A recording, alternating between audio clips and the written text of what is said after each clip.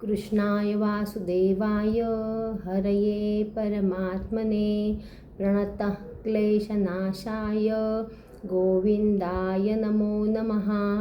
नमस्कार, मी नयना साठे, सौ रेवती जोगदंड, पुणे.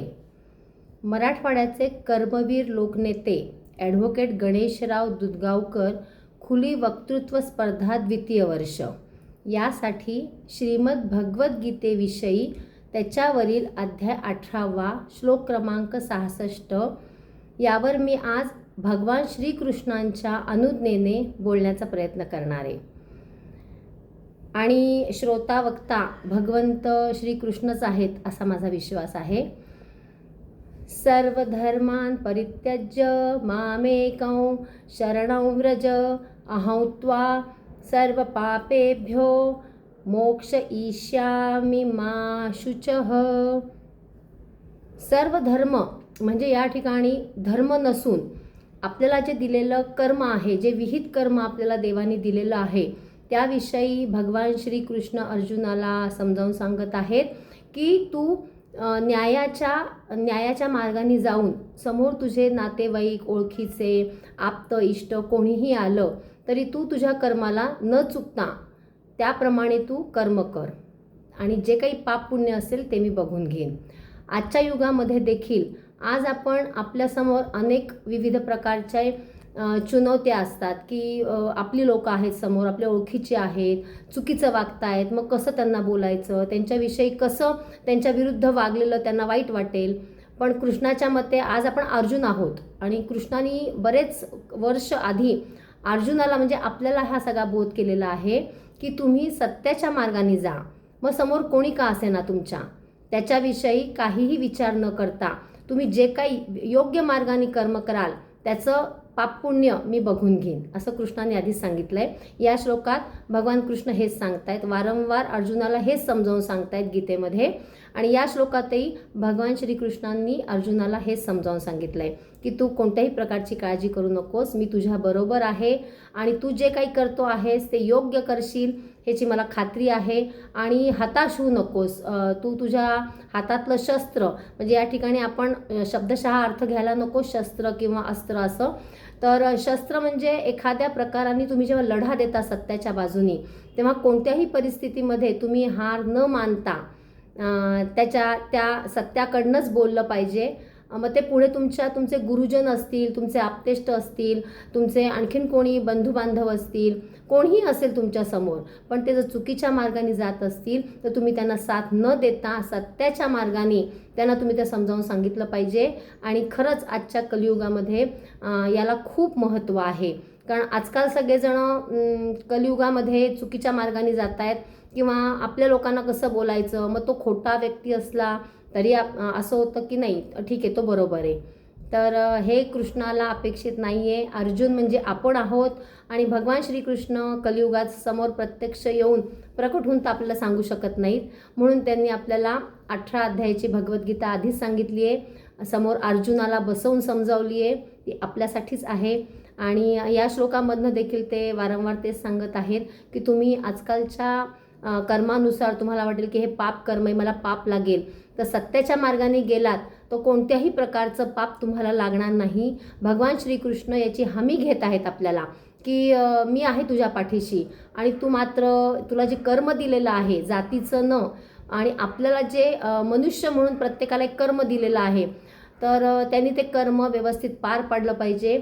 आणि त्याच्यात काही जर तुम्ही कर्म पार पाडताना तुम्हाला कठीणाई आली किंवा तुम्हाला खोटं बोलावं लागलं किंवा एखाद्याला तुम्ही फसवणूक नाही म्हणता येणार, पण एखाद्याला तुम्ही त्याच्या मनाविरुद्ध जरी एखादी गोष्ट केली सत्याच्या बाजूनी जाताना तरी त्याचं पाप कर्म लागणार नाही, याची पूर्ण हमी भगवान श्रीकृष्ण घेतात. आणि पूर्ण अध्यायामध्ये 18 अध्यायामध्ये श्रीकृष्णांनी तू देह नसून तू एक आत्मा आहेस आणि हे सगळे आत्मे मी आधीच त्यांना मोक्ष दिलेला आहे.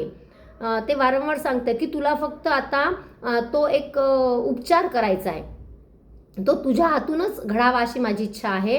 म्हणून त्यांनी त्यांना विराट रूप दाखवलं की त्यांच्या तोंडामध्ये भव्य रूपात त्यांच्या तोंडात विविध सैन्य किंवा त्यांचे जे आप्तेष्ट होते किंवा त्यांचे जे ओळखीचे होते, गुरुजन होते, या सगळ्यांच्या ठिकाणी फक्त ज्योत दिसत होती अर्जुनाला.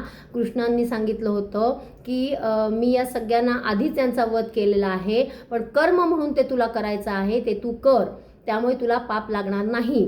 ते त्यांना 18 अध्याय समजावून सांगावं लागलं की आपण हे अर्जुनच आहोत, की आपल्याला देखील ते सांगितलं आपल्या लोकांविरुद्ध की तुम्ही असं वागा, ते चुकीचं चालले तर तुम्ही त्यांच्या विरुद्ध वागा. आता आपल्याच्यानी पण होणं शक्य नाही, आपण हे अर्जुन आहोत या कलियुगातले.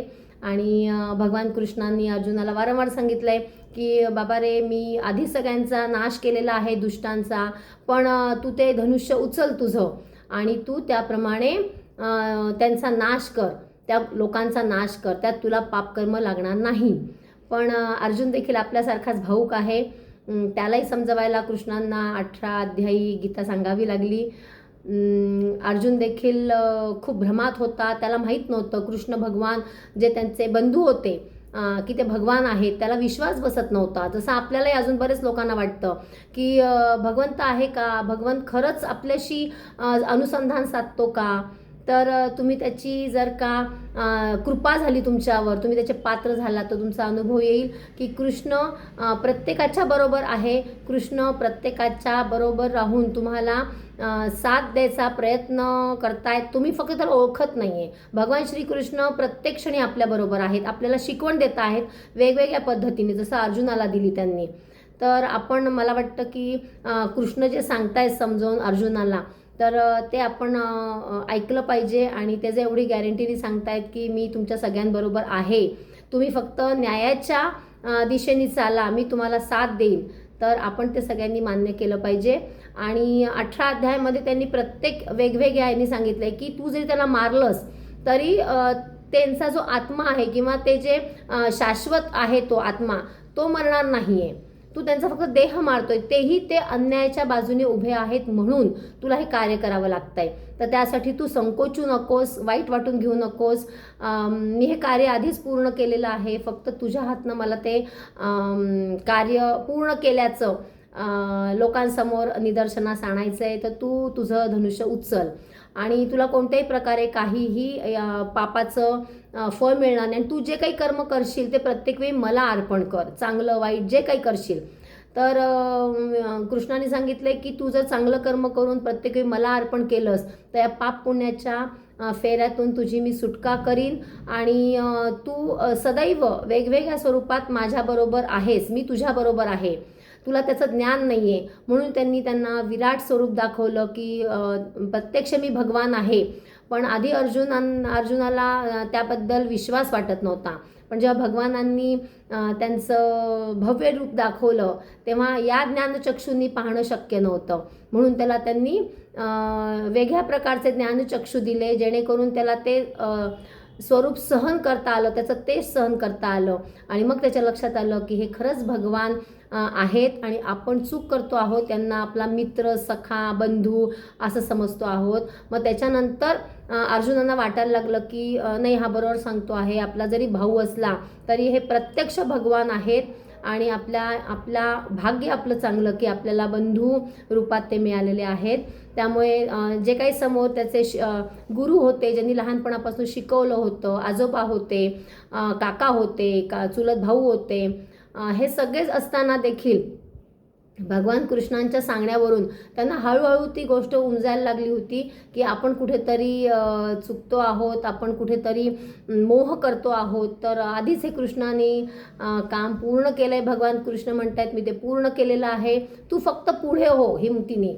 आणि त्याचप्रमाणे कलियुगामध्ये विनाश हा आधीच झालेला आहे दुष्ट लोकांचा. फक्त आपल्यासमोर जर कोणी अन्याय करणारा आला तर आपल्याला फक्त अर्जुनासारखं धनुष्य उचलायचं आहे. मग ते कोणत्याही प्रकारचं असेल, लिखाण स्वरूपाचं असेल, वाचिक असेल, कायिक असेल, मानसिक असेल किंवा एखाद्या वेळेस शस्त्रही उचलायची वेळ येऊ शकते. पण जर आपल्यासमोर चुकीचा व्यक्ती असेल तर आपण न डगमगता भगवान कृष्णाने सांगितल्याप्रमाणे आपण समोरच्याला त्याप्रमाणे तसं उत्तर देता आलं पाहिजे. त्यासाठी आपल्याला अर्जुनाच्या ठिकाणी आपण स्वतःला आपलं समजून जर आपण हे सर्व पार पाडलं तर भगवान श्रीकृष्ण म्हणतात त्याप्रमाणे आपल्याला अर्जुनासारखं वागता येऊ शकतं.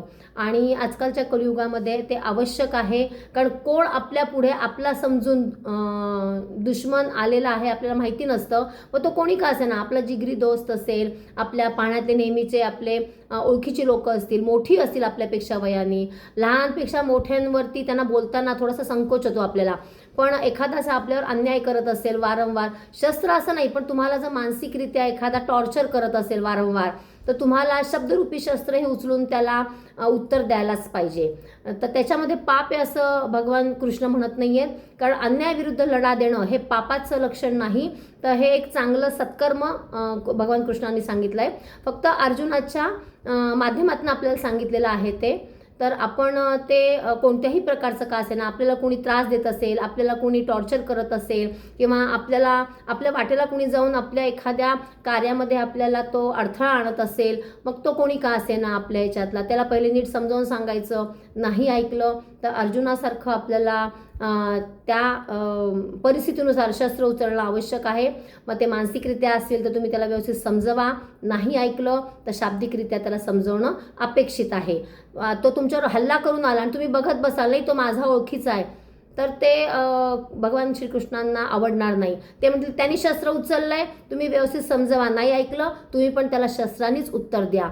हेच भगवान कृष्णांना अपेक्षित आहे. त्याच्यामुळे आपण सगळ्यांनी या कलियुगामध्ये कोणत्या प्रकाराने शत्रू आपल्यावर चाल करून येतोय त्याप्रमाणे आपण त्याला उत्तर देणं हे भगवान श्रीकृष्णांना अपेक्षित आहे. आणि आपण तसं देऊया, म्हणजे भगवान श्रीकृष्णांनी जो काही आपल्याला उपदेश केलेला आहे तर भगवान श्रीकृष्णांचा तो उपदेश साध्य झाल्यासारखा होईल. न डगमगता आपल्या पाठीशी जसं अर्जुनाच्या पाठीशी भगवान श्रीकृष्ण होते त्याचप्रमाणे आपल्या पाठीशी देखील भगवान श्रीकृष्ण उभे आहेत असं समजून आपण कार्याला सुरुवात करूया. आणि 18व्या अध्यायातील 66व्या श्लोकाचा हा अर्थ मला जो उमजला, श्रीकृष्णांनी मला उमजून सांगितला, तर त्यांच्या स्फूर्तीने, त्यांच्या मला जे काही त्यांनी सुचवलं त्यानुसार मी बोलण्याचा प्रयत्न केलेला आहे. तर त्याप्रमाणे अर्थ सांगितला आहे मी. शेवटी कृष्ण भगवान सांगणारे आणि कृष्ण भगवानच ऐकणारे आहेत. जय श्री कृष्ण.